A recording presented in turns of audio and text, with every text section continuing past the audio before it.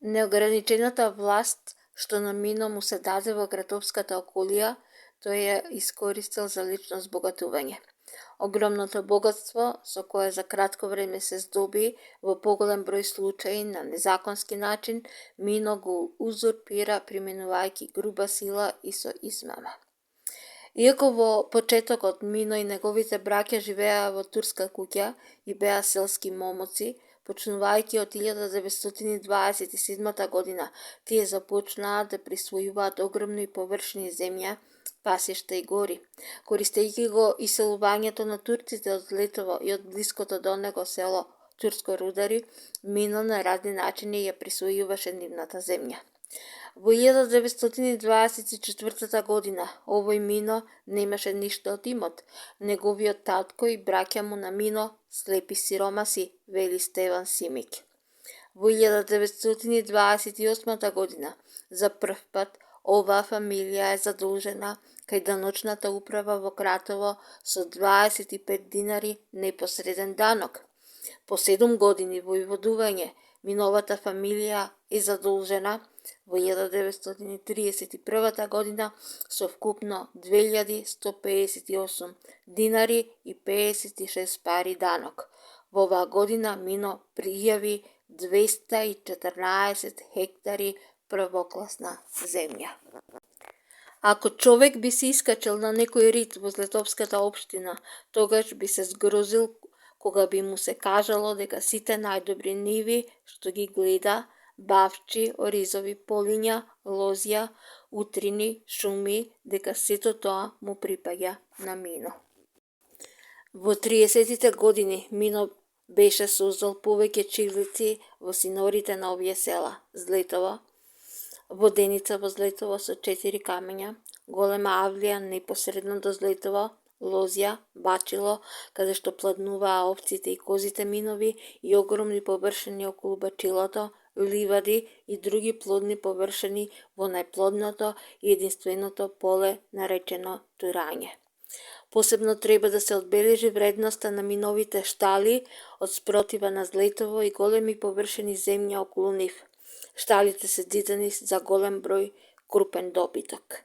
Нивното зидање беше со ангарија на која беа принудени да работат селаните од Рајчани, Турско Рудари и другите блиски села со се својот запрежен добиток. Предводени од селските војводи, при доаѓањето на работа и одењето беа принудени да ја пеат омилената на Мино и за него веќе спомнатата песна "Спремете се, четници". За довод на вода за овој објект и за имотите Минови околу него, најнапред Мино се обидуваше со чаркови да црпи вода од Златовската река, а потоа преку трасираната и ископана вада што поминуваше преку стрмната и скалеста страна на ридот Балчар. За искупувањето на оваа вода беа ангажирани каменарите од селото Лесново, кои со месеци работеа и утрошија огромна енергија, знаење и искуство за да потече вода низ ваков терен. Во Злетово Мино имаше и јавна фурна која вршеше услуги на населението, а Мино земаше кирија за нив. Имаше и некои дуќани што исто така ги даваше под наем. Освен во Злетово и во неговиот синор, Мино имаше имоти уште и во село Турско Рудари, Шталковица, Рајчани, Бунеш, Глобица, Драч, Ратавица, Дренак, Неокази, Калниште, Древено, Лесново и Ратковица. На тромеѓата меѓу Рајчани, Бунеш и Турско Рудари, Мино беше загребал неколку просторни ридишта и долини, па од нив беше направил кшла што зафаќаше огромна површина. Сето ова го дава неговиот феуд, кој е типично средновековен феуд. Но сепак, опишаниот феуд е само дел од пространиот Минов имот. Сличен на него, Мино имаше и специјален имот во село Глобица, составен од најплодни наноси од Летовска река, каде што се одгледуваше оризовата култура, пченка и луцерка. На овој пак феуд беше построена воденица, Динка за Орис, специјален рибарник со разни сорти риба, та во секое време овој феудалец војвода можеше да има на своите гозби пресна вкусна риба со која се гоштеваа и неговите наредбодатели. Во Глобица имаше построено и специјални простории за летување и уживање на Мино и неговите високи гости. Сето тоа беше обезбедено и чувано од вооружените негови луѓе. И сето ова му беше малку на крстовскиот крал, та и по пат на аграрната реформа од 26.9.1936 година му беа доделени уште 13,5 хектари државна земја.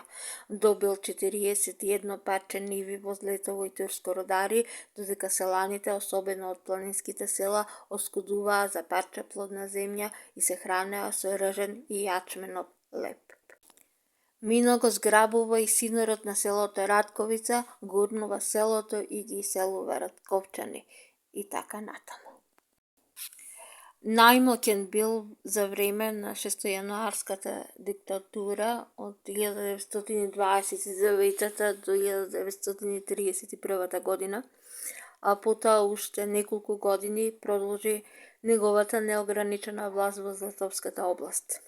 Поддржуван од генералот Петар Живковиќ, од претседателот на владата Узуновиќ, од министерот Божидар Максимовиќ, наречен од народот Кундак, Мино ги задржал своите позиции по убиството на кралот Александар, кај претседателот на југословенската влада Боголјуб Јефтик и кај братучетот на кралот, кнезот намесник Павле Караѓорѓевиќ.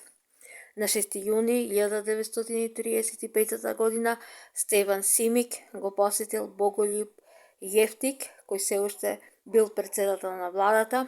По малку време на негово место дошол Милан Стојадиновиќ и усно му ги изложил Миновите злосторства. Иако Јефтик ветил дека ќе му заповеда на банот на Вардарската бановина да поведе сметка за тоа, иако командантот на жандармеријата во Скопје му ветил на Симик и уште на 15. мај 1935 година дека Мино не ќе биде унапреден во повисок чин, сепак тој во 1935 година го положил испитот за капетан и бил унапреден во капетански чин. Миновиот закрелник Жика Лазик се уште можел да го штити и наградува Мино за неговите заслуги. Кога потоа беше развластен во Грцовската околија, Мино беше испратен на служба со чин капетан во Штип. Потоа уследи неговото пензионирање, но и како цивил Мино Станковиќ остана и натаму силен и богат како вистински паша, големо поседник. Неговите четници, откако за нив пристана да има потреба, беа отфрлени од власта и се вратија на своите поранешни занимања како обични земјоделци, се разбира откако некои од нив на разни начини веќе се беа збогатиле и ги зголемиле своите селски имоти. Мино со своите приврзаници миновисти ја отпочна својата политичка кариера во овој крај, та дури на декемвриските избори за Народната скупштина во 1938 година беше избран за посланик за Кратовската околија. Во својство на народен пратеник го затече и капитулацијата на кралството Југославија. Свесен за своите злосторства, Мино Станковиќ кукавички избега во странство, оставајќи го и своето семејство и своите соработници, наместо него да ги окајуваат неговите злосторства.